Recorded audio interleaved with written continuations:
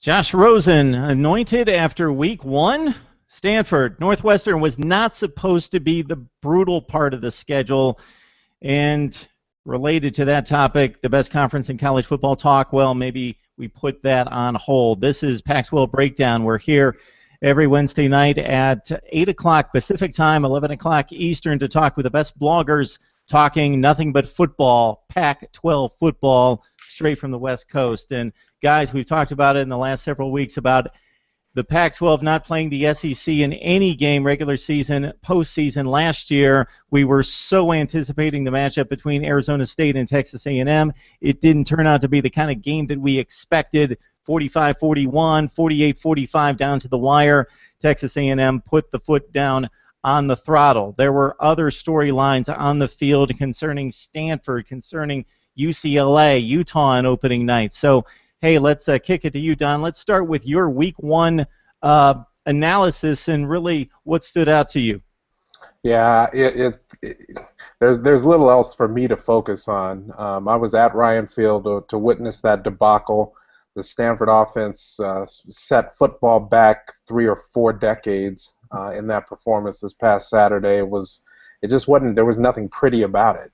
And it's hard to deconstruct what happened. The quarterback and the head coach and other key members of the team attribute it to poor execution and really nothing else but that. Certainly that was the case, but also certainly it couldn't have just been that. It was far too anemic an offensive performance. To only get 2 field goals, including, by the way, on the opening drive of the game, and then score 1 more field goal in the fourth quarter and have that be it, was really, really disappointing for a team that played so well offensively down the stretch last season. So I thought the defense was solid despite all the question marks there. There were times the back end looked a little shaky in the secondary, but the defensive line played really well. Aziz Shatu in particular had a career-high 8 tackles, and the linebackers were really good. Blake Martinez was all over the field. And had tied his career high with 12 tackles, I believe. No, 14, as a matter of fact. And then another 12 tackles by Peter Kalembayi. So the defense was solid. They were on the field too much. They were working hard. They played well. Special teams looked decent. Yeah, it's all about the offense. And if they don't get it together and quickly, it's going to be a really long season in Palo Alto. Guys, I have so many show topics on my mind. I didn't know which way to go, and I also had so many things thinking in different directions. I forgot to introduce our distinguished panel. We just heard from Don King from Last Word on Sports, talking Stanford and, of course, the entire Pac-12 conference. Shane Roberts joins us from the Block U, Utah SB Nation's platform, and next we're going to talk to Kaelen Jones from House of Sparky. And Kaelen, we talked about it. We've talked about it the entire offseason, so much anticipated from this Arizona State matchup against Texas A&M. Finally, we get an SEC Pac-12 matchup, and it appeared to be a comparable seeding matchup, and you got to get excited about those. But your Sun Devils just didn't match up in a lot of ways, and Texas A&M showed up with a defense that we haven't seen out of that Aggies program in quite some time. Yeah, they certainly did, Mark. And, it's unfortunate for ASU that we weren't able to come away with the big victory to start off the year. Obviously, like you said, the high expectations coming in. Todd Graham and co. really expecting ASU to be competing for a national championship or even a college football playoff spot. But, let's face it, Texas A&M, this is an SEC school. They definitely demonstrated that defensively. Finally, it looks like A&M's defense is finally cut up to the talent of their offense with their 2 talented defensive ends who gave us fits the entire day.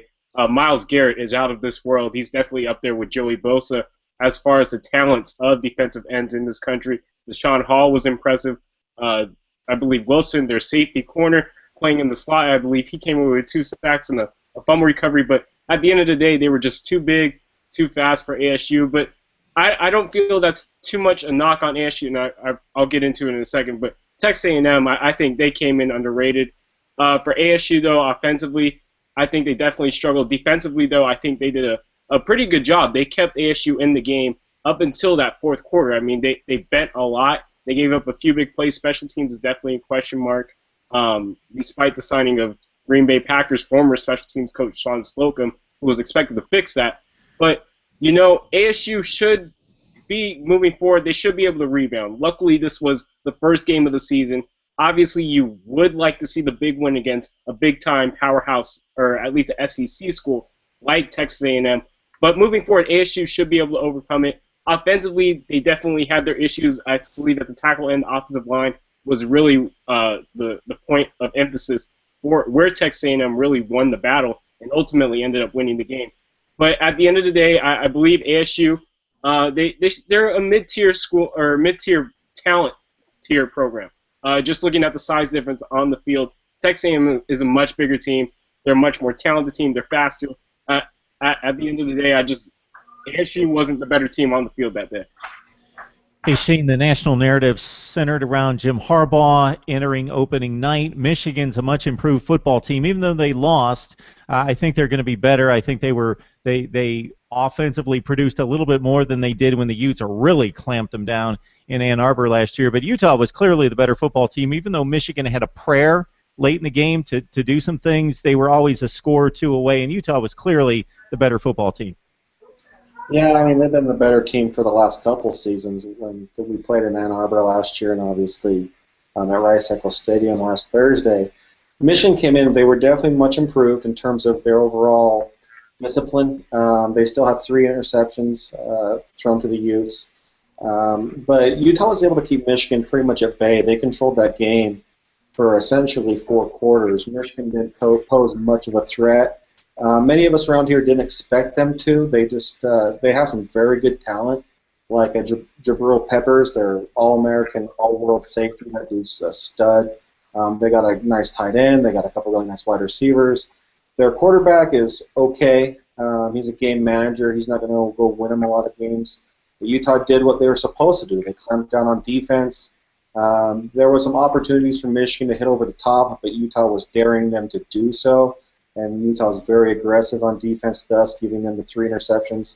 And Michigan also went max protect virtually that entire game to avoid Sac Lake City from really taking over that night. Utah started getting to them, even in max protect there at the end, but they weren't able to register a sack. Offensively, Utah's offense looked much improved versus a very stout Michigan front 7. Devontae Booker struggled a little bit to get off in terms of the running game. But they've mixed it up quite a bit with him. He had over 100 total yards, both receiving and rushing. So he was able to get loose just a little bit. They tried to get him the ball in multiple ways. True freshman Britton Covey on the outside. The dude's only about $170, 5'9", 5'10", but he catches everything within around him, and people can't get a square tackle on him. He's very elusive, very shaky. Travis Wilson looked confident, something that we haven't seen. Well, we saw it in the bowl game last year, but we haven't really seen it except for when he played against Stanford maybe in 2013. He actually has an offensive coordinator that likes him and will actually call plays to his strength, which is kind of a strange concept when you're kind of thinking offensive coordinator, play caller, and quarterback. And so all around a solid effort by the Utes. Special teams a little uncharacteristically shaky. But nothing, to worry too much about. A balanced all-around effort, and it was nice to send the khaki faithful home with a loss. Hey, Shane, we'll keep it with you here because your team started the weekend off well, and everybody loves the khaki comment, by the way. We got smiles all around. Yes, he got all the attention. Utah, the better football team, wins a pretty competitive game, but clearly the better team. So you get off to a good start for the Pac-12. 7-5 for the weekend. The sky's not falling. At the same time, I expect more from this conference. It's a small sample size. It's just the 4 games against the Power 5. You go 2-2. Tack on the Boise State-Washington game. You can almost make that out to be a Power 5 type matchup. So it's 2-3. UCLA has to beat Virginia. You're talking about one of the top 10 teams in the country taking on one of the worst 3 or 4 teams in the ACC, so that should be a given. Utah, again, a decided better team than Michigan, although that's a pretty fair matchup.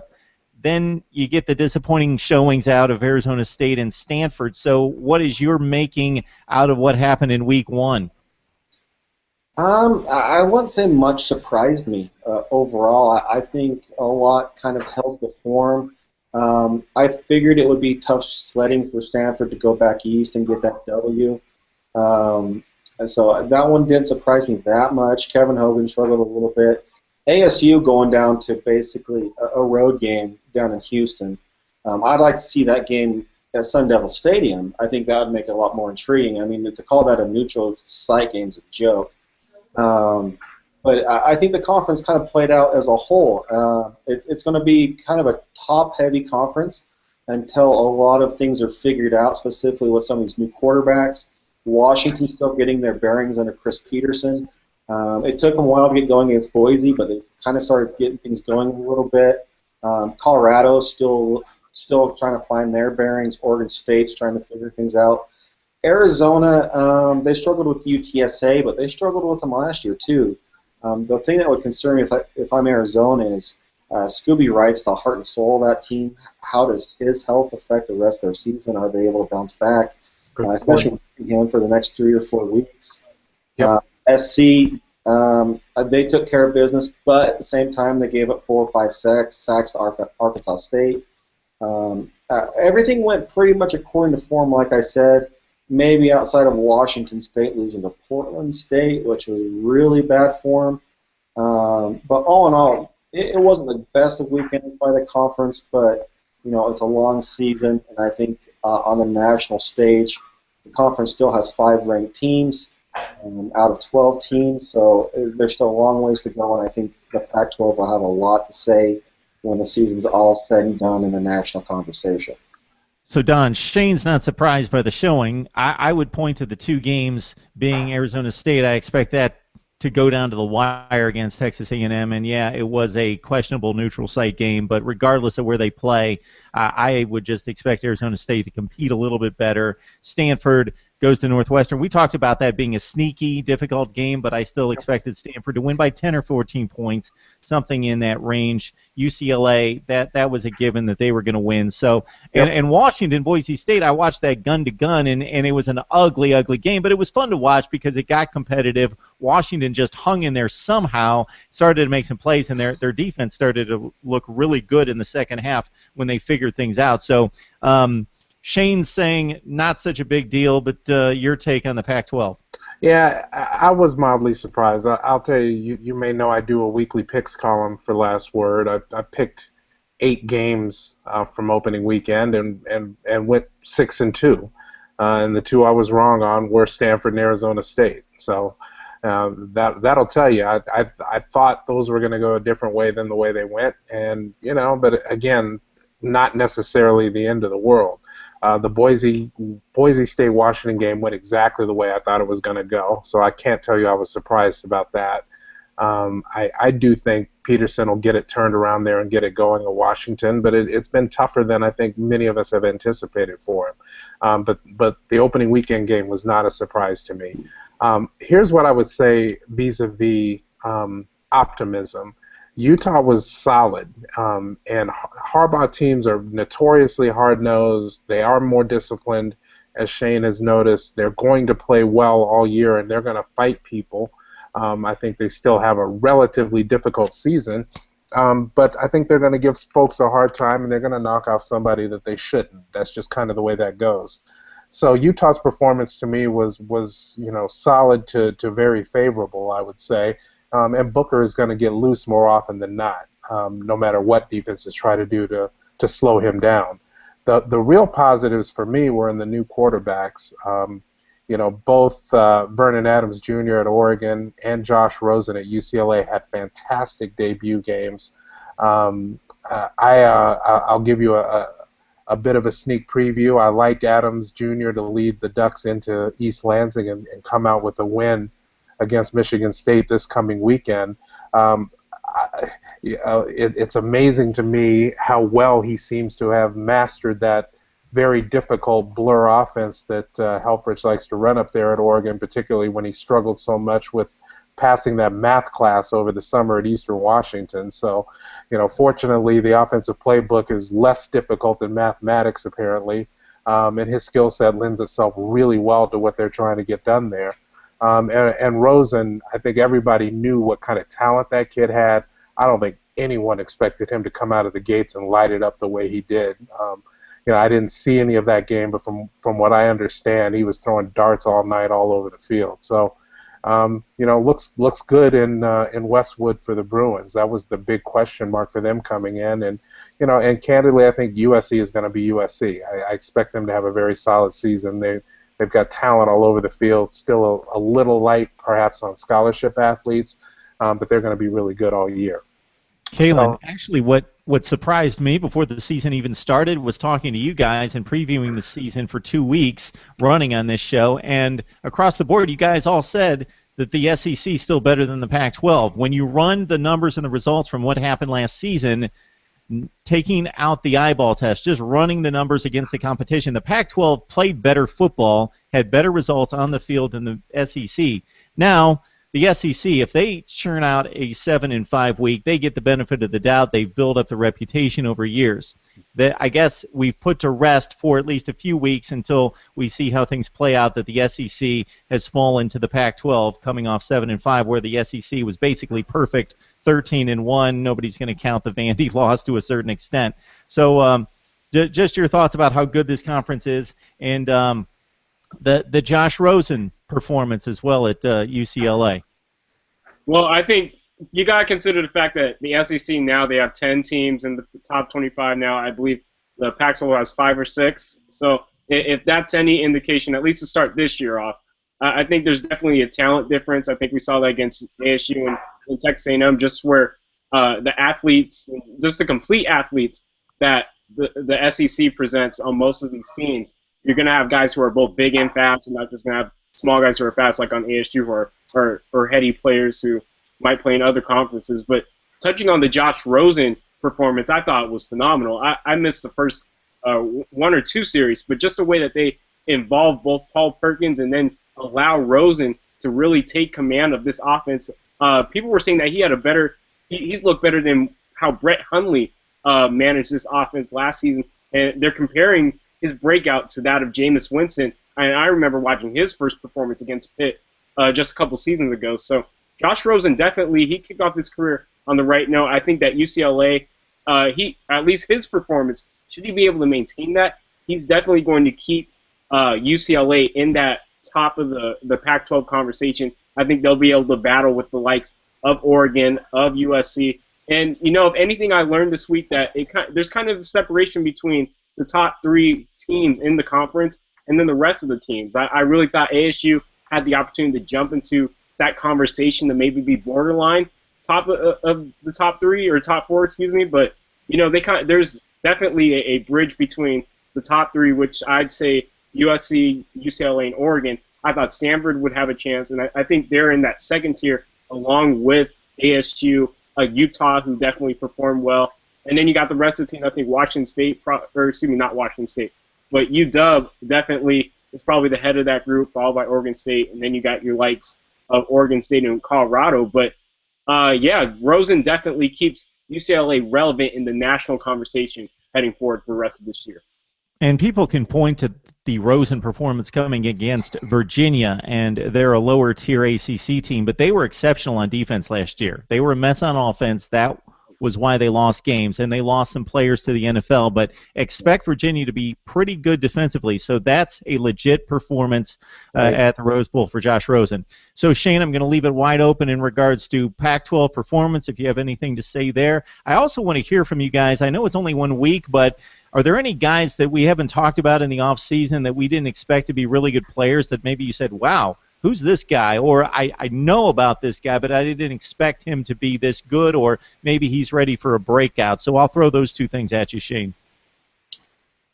Well, it's still so early to kind of determine that. But, obviously the name that gets tossed around, we've been talking about, is Josh Rosen.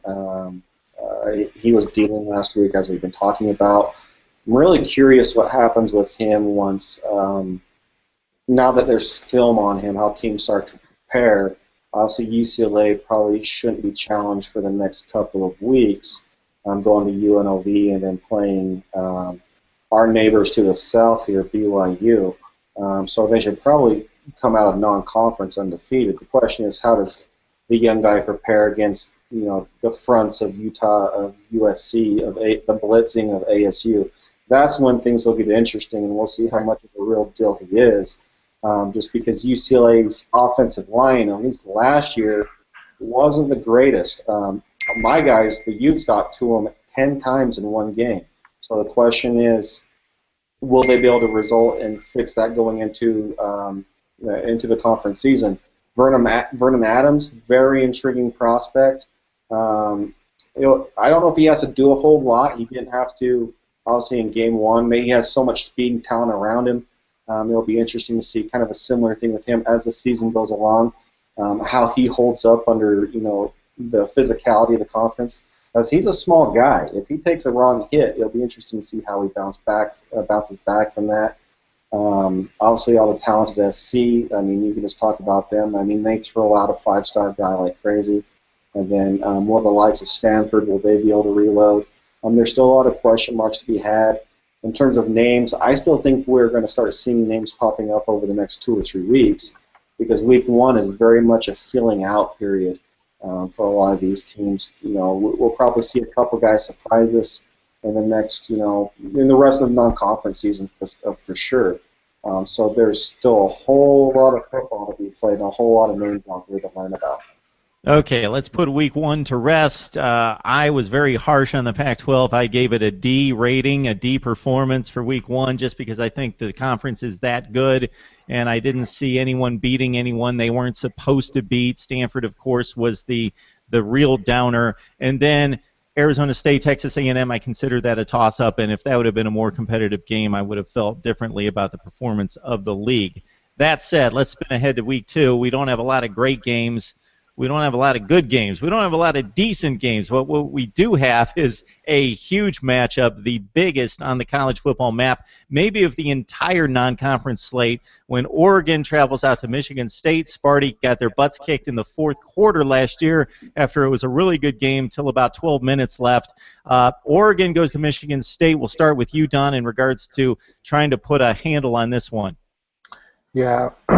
Yeah, I've got Oregon coming out with the win. I think this is going to be a more bitterly contested game than last year's was at Autzen, which is just a notoriously tough place to play for anybody, particularly early in the season, when you're not necessarily used to that speed and ready for it.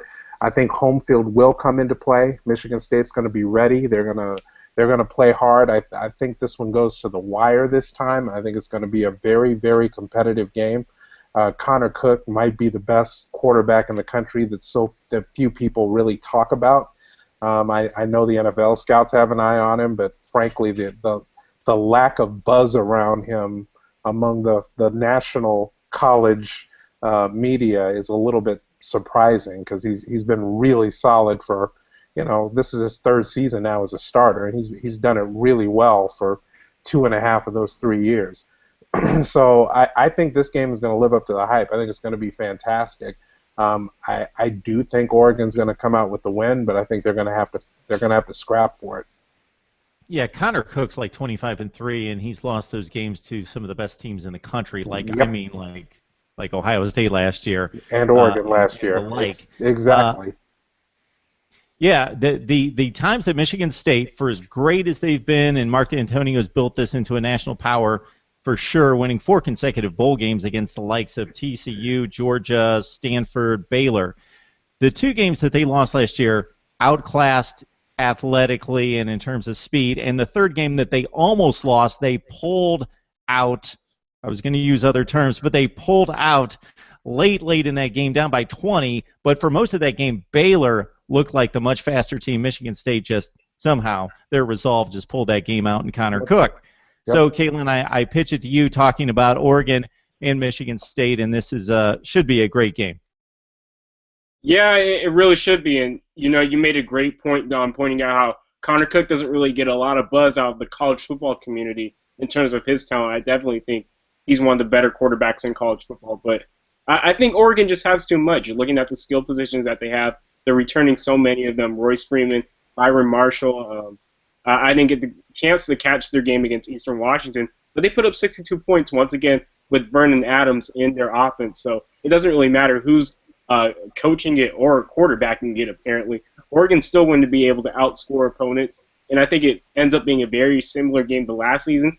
Michigan State doesn't have the same weapons that they have on the outside. They lose Tony Lippett to the draft, as well as Jeremy Langford. I think Connor Cook's definitely talented, but at the end of the day, I think Oregon is just too much. I know Michigan State also presents a pretty good defense as well, but Oregon is just too fast. They have too much talent. I think they run away with this game as well. Yeah, most people that scout Big Ten football say that Michigan State's going to be, again, a really good defensive team, but they lost their defensive coordinator, Pat Narduzzi, to Pitt, and also lost Trey Waynes, who was a top 20 NFL pick at cornerback, who was exceptional. Tony Lippett, you mentioned him, and they got to a point last season where they had to play him on defense at defensive back, and he turned out to be like their second best DB. He's gone.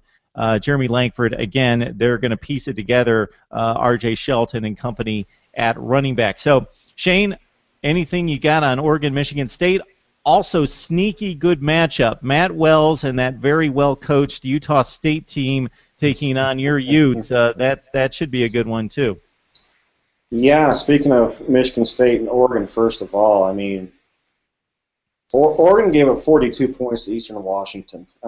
I think that's a red flag in itself going forward. Now, Eastern Washington's a very good FCS program, but I'm not sure if a national championship contender can give up 42 points to an FCS team. With that said, I'm not sure if Michigan State has the weapons to be able to put up points, because Oregon's probably going to put 40, 50 points. Now they might give up 40, 50 points. The question is, can Michigan State capitalize on that? That I don't know. I'm leaning towards Oregon right now, but I could probably be swayed into a Michigan State pick just based off of Oregon's shaky defensive performance in Week 1. So we're going to learn a ton about both teams after this game. Whether Vernon Adams can handle this stage. College game day is going to be in East Lansing, so it's going to be a bigger stage that Vernon Adams has never been on. You referenced the game up here in Salt Lake with Utah State coming to Rice-Eccles Stadium. Utah State's been a sneaky good program, or not sneaky, depending on where you are in the country, for the past 5-6 years since Gary Anderson left Utah and turned them back around up in Logan up there, and Matt Wells has continued it very well. I hesitate to really call it a rivalry game just because Utah State's won once in like the last 20 years, or 20 matchups between the two programs. They beat us back in 2012, and then we got the best of them in the Open Up 2013. The problem for Utah State right now is they suspended or kicked off their two best wide receivers on the team. They suspended one of their best offensive linemen, I want to say defensive lineman, and they almost lost to Southern Utah in Week 1. That's not promising. Now, they pretty much admittedly, they only ran about 4 plays the entire time. But you should still win by 30 or 40 points if you're playing a team like Southern Utah in Week 1, especially if you have a quarterback like Chucky Keaton. The question is Chucky? He was one of the best quarterbacks in the country just a couple seasons ago. Right. He missed basically the last season and a half, almost 2 seasons with leg injuries. The question is he near 100%? We had an interview with a guy that covers Utah State over on Block U last night, and he said that Utah State was having a hard time blocking Southern Utah. If they're having a hard time blocking Southern Utah, in Rice-Eccles Stadium, the front seven for Utah might be eating all day long. And if that's the case, the game could get ugly and could get ugly fast. Utah State has had a lot of attrition, like I said, with the suspensions, and just they've had some NFL players come out of their program the last couple of years. They still got 2 great linebackers that can help, keep Utah in check by and large. But Utah should pull away and win comfortably. Matt Wells and those guys, they're going to fight like crazy, but ultimately they're just going to be underhanded, and Utah will come away with the win, or they should come away with the win by probably at least a couple touchdowns by the end of the night. I don't think my thinking and perspective is too skewed just because I've had Coach Wells on a couple times. He's been nice enough to come on. He's been a first-class act, but it's pretty obvious by the results what he's done there at Utah State. They were losing 9 and 10 games just a couple years before Yes, Gary Anderson, then the transition to Matt Wells, and lost Keaton, lost a couple other, one or two other quarterbacks, did kind of an Ohio State, mini Ohio State situation last year, won a bowl game, still finished like 10-3. So got a good thing going with the Aggies there in Utah State, but you would think Utah just way too much. So I'm guessing from your analysis, Shane, that Matt Wells doesn't exactly have a Braxton Miller if he loses a couple wide receivers to go to via. No, they played 4 quarterbacks last year. 3 of them got injured. Those guys were hard up for luck last season, and then obviously Chucky's back. But they just don't have the depth right now, and that's what it's going to come down to. Yeah, and in terms of losing those wide receivers, having a Braxton Miller who's never played the position come in and light the other team up. So I'll leave it to you guys. What's that, Shane? There's only one Braxton Miller. The dude's an animal. Yes, he is. I'll leave it up to these two guys. So Kaelen will hit you up and then go to Don. And before I leave it out there for any sneaky games that you would like to see that aren't necessarily prime targets like Oregon and Michigan State, I want to make sure I got Shane as non-committal, but leaning Oregon. Sounds like Kaelen and Don are thinking Ducks win this one. I'm going Michigan State. Okay. Okay. Very good. So, Kaelen, anybody else playing this week that you want to see? Maybe another Pac-12 matchup that I may be interested in is the Michigan-Oregon State game. I think Seth Collins is fun to watch. The fact that Gary Anderson went with him. You also have – it's a pretty fun offense, to be honest. You have Stormbars Woods out of the backfield, who's one of the more underrated rushers in actually the whole country. And then you have the pair of receivers, Victor Bolden and Jordan Villeman, who are also talented receivers as well. So Oregon State, they're definitely underrated, at least offensively. If you want to stretch it that far, they definitely have the talent. But it's going to be fun to see Jim Harbaugh actually get the coach on his first home game. We joked about the khakis earlier. I'm excited to see how many we see in the audience. So I think that's a matchup I'm probably looking forward to the most. So, Don, whether it's a game matchup or just something you'd like to see or are looking for, whether it be the Pac-12 or I'll throw it across the country here in week 2. Yeah, I have two games that intrigue me, one Pac-12, one not. The one that isn't is BYU Boise State. I believe that game is in Provo at BYU, and I am very curious about that one. I thought Boise, gutted out a win in a fairly sloppy game, and they didn't play that well down the stretch in the second half. BYU got the Hail Mary victory over Nebraska. Good for them. With their backup quarterback, so we got a little bit of Friday Night Lights, pick your football movie where the backup QB comes in and leads the team to victory under adversity. I'm fascinated by that game, and it has huge implications within that conference. And it's in week 2 at altitude, should be really, really interesting to watch. So I'm curious about that one. One other one, also in the Mountain Time Zone. Careful, Arizona Wildcats at Reno against Nevada. I don't know a lot about the Nevada team this year, but I know Arizona has been shaky against the likes of UTSA the last couple of seasons. On the road in that stadium, which can get loud. No Scooby Wright, as has been noted already. Be careful. Careful, Arizona. Watch yourselves. And another thing that makes the Tanner Mangum Hail Mary pass even more remarkable is he just stepped off an LDS mission. Yes, he did. And that was sometime in June. He practiced summer workouts with his team and was obviously the backup quarterback and hasn't really played football since like 2011. Yeah, he was somewhere in the jungle in South America for 2 years and comes back and 8-9 weeks later throws a winning Hail Mary pass. It's a pretty impressive story and might be a movie one day. Okay, I want to let everyone know this is the Pac-12 Breakdown. We gather together to talk Pac-12 football every Wednesday at 8 o'clock Pacific Time and 11 Eastern, and you can catch this on Podbean as an audio podcast, Mark Rogers TV on YouTube, and maybe an SB Nation site or elsewhere. Guys, parting shots, anything else you'd like to bring up before we say goodbye for another week? And I believe we'll have better matchups to talk about in week 3.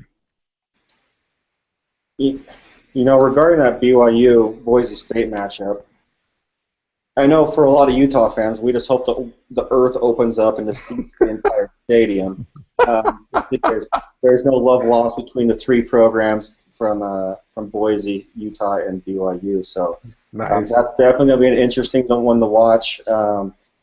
BYU, not only have they lost Taysom Hill, which is a huge loss, and he pretty much carried them against that Nebraska, obviously Hail Mary notwithstanding, but they're without their starting running back for the entire season. They lost their nose guard against Nebraska. They're going through a ton of attrition. The question is, can Boise capitalize on that? We'll see. Yes, it is down in Provo. That's going to be an advantage for BYU, no doubt about it. A game to watch out for. I'm interested to see how Stanford bounces back against a very solid UCF program. It'll be interesting to see how they bounce back on the farm, because that could be a very intriguing game. Don raised a very good point with Arizona, Nevada. Nevada has also given Arizona fits the last couple of seasons as well, so that's going to be an interesting gut check, Pac-12 versus Mountain West Conference. So while there's not a lot of sexy matchups going on really right now outside of Oregon and Michigan State, there's some worth keeping your eyes on for sure at minimum to see kind of how things pan out and kind of shapes kind of what the rest of the season is going to look like going forward. Guys, I consider myself just about as big a college football fan as anybody on the planet, and until I talked to Shane and talked to Mitch Harper, who covers BYU football, I didn't quite realize the animosity and the hatred and the fervor in that part of the country when it comes to college football and their rivalries. They are dead serious. Yes, they are. Yeah, I'm not big fans of those guys down the road. Of course, they can't beat us, so that's fine, but, Nice. Yeah, how many other rivalries are known as the Holy War? I mean, that really ought to tell you everything you need to know. That says it all right there. I thought Michigan, Ohio State, Auburn, Alabama was serious, but these guys get after it. Not since the Lions and the Christians in the Coliseum has there been such animosity. I mean, it's grim. Yeah, and we haven't played in a couple years either, and it's not cooling down very much. Yep. Well stated. All right, this is the crew I've got this week, and it's a good panel each and every week as I bring together the best Pac-12 bloggers you can imagine. So this is the place you need to be each and every Wednesday, and then we release it out there on various platforms. It's Don King from Last Word on Sports, Kaelen Jones from House of Sparky on SB Nation, and as well on the SB Nation platform for Utah Athletics. We've got Shane Roberts from the Block U. Guys, great discussion. We'll see you next week. Thanks, Mark. Have a good week.